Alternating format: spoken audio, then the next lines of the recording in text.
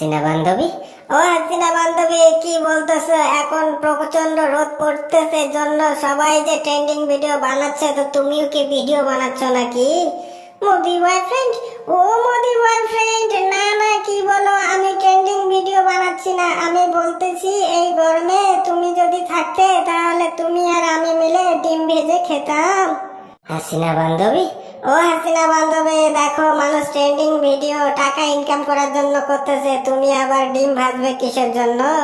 Modi boyfriend, ও Modi boyfriend, তুমি বুঝতে পারতেছো না, ঠিক আছে? এই দেখো, এই প্রচন্ড রোদে কিন্তু ডিম ভাজাটার মনে হয় খুব টেস্ট হবে, তুমি একবার খেয়ে দেখো।